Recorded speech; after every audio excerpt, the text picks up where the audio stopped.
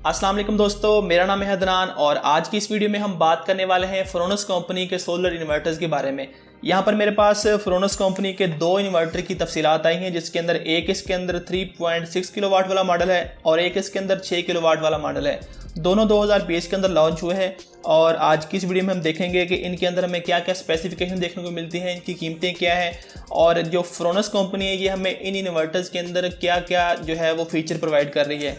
इसके अलावा यहाँ पर आप दो इन्वर्टर की तस्वीरें देख रहे हैं, तो इनको आपने देखना है कि एक यहाँ पर आपको नज़र आ रहा है, दोनों के स्पेलिंग के अंदर डिफरेंस है और दोनों के लोगों के अंदर भी डिफरेंस है। ये दोनों तस्वीरें और इनके दोनों के जो स्पेलिंग है वो आपने जहन में रखने हैं। इन दोनों के बारे में हम जो डिफरेंस है, इन दोनों के अंदर जो फ़र्क है वो मैं आपको वीडियो के एंड के अंदर बताऊंगा। तो चले दोस्तों, बिना देर किए हुए चलते हैं हम आज की इस वीडियो की जानिब। चैनल को सब्सक्राइब करें और साथ में लगे हुए बेल आइकन के ऊपर प्रेस करके ऑल के ऊपर क्लिक कर दें ताकि हमारी आइंदा आने वाली हर नई वीडियो को नोटिफिकेशन सबसे पहले आपको मिले। 2020 में बाकी कंपनी की तरह फ्रोनस ने भी अपने सोलर इन्वर्टर्स की एक सीरीज़ लॉन्च की थी। यहाँ पर उन्होंने इन्फिनिटी प्लस के नाम से ये सीरीज़ लॉन्च की थी, जिसका उन्होंने एक इसके अंदर 3.6 किलोवाट वाला इन्वर्टर लॉन्च किया था और एक इसके अंदर इन्होंने 6 किलोवाट वाला इन्वर्टर लॉन्च किया था। अगर इनके मेन फीचर्स की बात करें तो जो इनकी हाईलाइट्स हैं उनके अंदर लिखा है कि इसकी दोनों इन्वर्टर्स की जो डिस्प्ले है वो दोनों टच स्क्रीन के साथ आते हैं, यानी कि आपने अगर इन्वर्टर की सेटिंग करनी है या उसके कोई भी पैरामीटर आपने देखने हैं तो डिस्प्ले के ऊपर आप टच स्क्रीन की मदद से आप वो सारी सेटिंग भी कर सकते हैं और सारे पैरामीटर भी देख सकते हैं।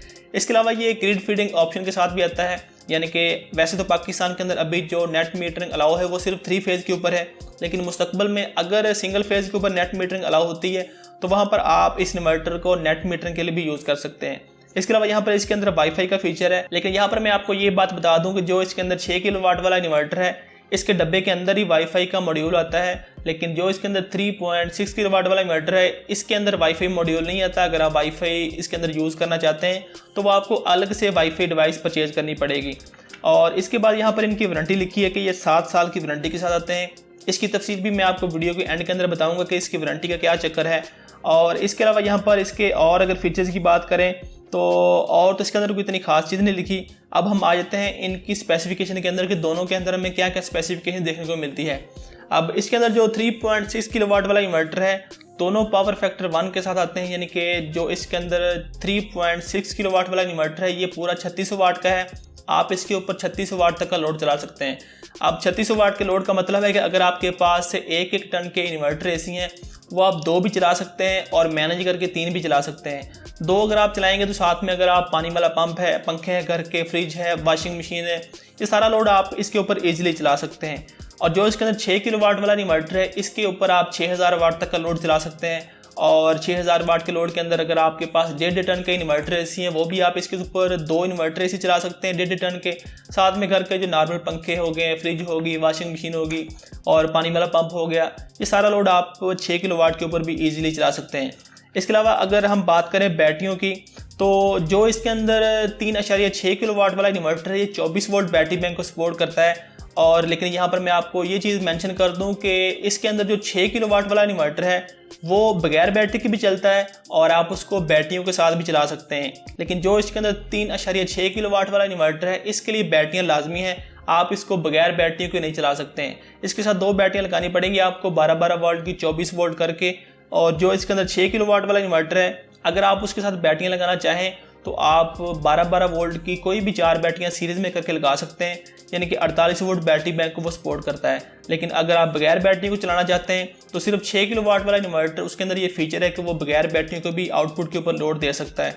इसके अलावा अगर हम बात करें इनके अंदर जो सोलर चार्ज कंट्रोलर है उनकी, तो जो यहाँ पर 3.6 किलोवाट वाला इन्वर्टर है इसके अंदर 4000 वाट का MPPT सोलर चार्ज कंट्रोलर मौजूद है। और जो इसके अंदर 6 किलोवाट वाला इन्वर्टर है इसके अंदर जो चार्ज कंट्रोलर है वो भी 6000 वाट का है, यानी कि 3.6 किलोवाट वाले इन्वर्टर के साथ आप 4000 वाट के पैनल लगा सकते हैं और 6 किलोवाट वाले इन्वर्टर के साथ आप पूरे 6000 वाट के पैनल लगा सकते हैं। वोल्टेज रेंज की बात करें तो बाकी कंपनी की तरह इसके अंदर भी 120 वोल्ट से लेकर 450 वोल्ट डीसी तक ये जो इसके अंदर रहते हुए आपने सोलर पैनल के कनेक्शन करने हैं। अगर बात करें बैटरी को चार्ज करने की तो यहाँ पर 3.6 किलोवाट वाला इन्वर्टर बैटरी को 120 एम्पेयर से चार्ज कर सकता है और जो इसके अंदर 6 किलोवाट वाला इन्वर्टर है ये बैटरी को मैक्सिमम 160 एम्पेयर से चार्ज कर सकता है। यानी कि अगर आपके पास बड़ा बैटरी बैंक है, आपने 2-2 वोल्ट के बड़े सेल लगाए हैं तो वो उनको भी ये ईजिली चार्ज कर देगा। और यहाँ पर इसका जो नेट वेट है 3.6 किलोवाट वाले का जो वेट है वो 9 kg है, और 6 किलोवाट वाले इन्वर्टर का जो वेट है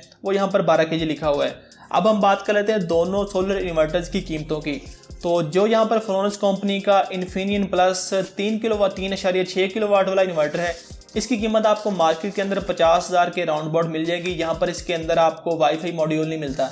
और दूसरी तरफ जो 6 किलोवाट वाला इन्वर्टर है, इसकी जो मार्केट के अंदर कीमत है वो तकरीबन 83,000 रुपये से लेकर 85,000 के राउंड अबाउट में है। और इसके अंदर आपको वाईफाई मॉड्यूल भी डब्बे के अंदर मिलता है, जिसकी मदद से आप अपने इन्वर्टर को अपने घर की वाईफाई के साथ कनेक्ट करके दुनिया के किसी भी कोने में बैठकर इसकी सारी सेटिंग भी कर सकते हैं। इसके अलावा इसके सारे पैरामीटर भी देख सकते हैं कि सोलर पैनल से आपको कितने वोल्ट आ रहे हैं, कितने वाट आ रहे हैं, बैटरियाँ चार्ज हो रही हैं या डिस्चार्ज हो रही हैं, आउटपुट के ऊपर आपका जो लोड है वो कितने वाट का है। अब यहाँ पर हम बात कर लेते हैं इस इन्वर्टर की वारंटी की।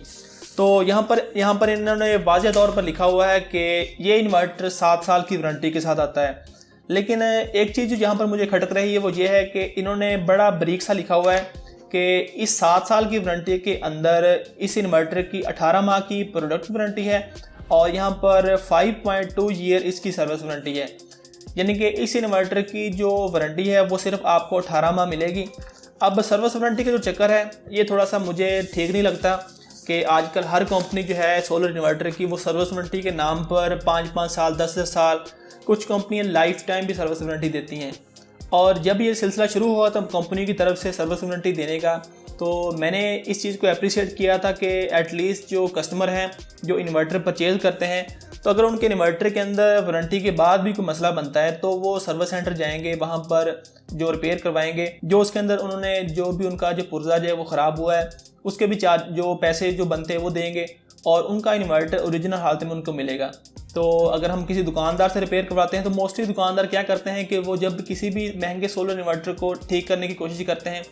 तो वो इस तरह करते हैं कि वो तुक्का लगाने की कोशिश करते हैं कि अगर चल गया तो चल गया, नहीं चला तो इसको वापस कर देंगे। लेकिन आजकल मैंने देखा है कि सर्विस वारंटी के नाम पर काफ़ी सारे कस्टमर को लूटा जा रहा है। और पिछले 1 साल के अंदर किसी एक कंपनी की नहीं बात कर रहा मैं, बल्कि हर कंपनी के अंदर मेरे पास काफ़ी सारे केसेस आए। मुझे लोगों ने व्हाट्सएप के ऊपर, ईमेल्स के ऊपर ये चीज़ें बताई हैं, उनके साथ जो भी एक्सपीरियंस हो चुके हैं।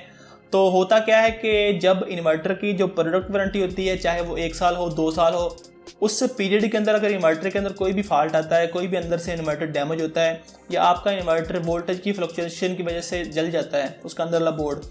तो उससे होता यह है कि आप सर्विस सेंटर लेकर जाते हैं। सिर्फ सर्विस सेंटर लेकर जाने का और आने का खर्चा आपको पे करना पड़ता है, जो भी TCS के चार्जेस होते हैं। बाकी वहाँ पर इन्वर्टर के अंदर कोई भी जो भी चीज़ वो करते हैं इन्वर्टर का, चाहे वो बोर्ड चेंज करते हैं चाहे उसको रिपेयर करते हैं, वो बिल्कुल फ्री ऑफ कॉस्ट होता है। लेकिन जैसे ही सर्विस वारंटी स्टार्ट होती है तो वहाँ पर इशू ये होता है कि सर्विस सेंटर वाले क्या करते हैं कि इन्वर्टर के अंदर अगर कोई मसला बनता है, आप कहते हैं कि यार मैं कंपनी की जो सर्विस सेंटर वहाँ पर ले जाता हूँ, तो वहाँ पर कंपनी वाले ये करेंगे कि इसके अंदर जो भी मसला आएगा, जो भी पुर्जा ख़राब होगा वो उसका उतार कर नया डाल देंगे और मुझसे उस पुर्जे के पैसे ले लेंगे। इसके सर्विस चार्जेस मुझे पे नहीं करने पड़ेंगे, यानी कि आम ज़बान में कहें तो इसकी हमें मजदूरी नहीं देनी पड़ेगी। लेकिन यहाँ पर मसला ये आता है कि होता ये है कि जब कोई भी कस्टमर सर्विस सेंटर जाता है अपनी सर्विस वारंटी को क्लेम करने के लिए, तो अगर इन्वर्टर के अंदर कोई 1,500 या 1,500 रुपये तक का कोई अंदर फॉल्ट है कि कोई पुर्जा उसके अंदर डलने वाला है कि वो उसकी जो कॉस्ट है वो तकरीबन 1,500-2,000 है,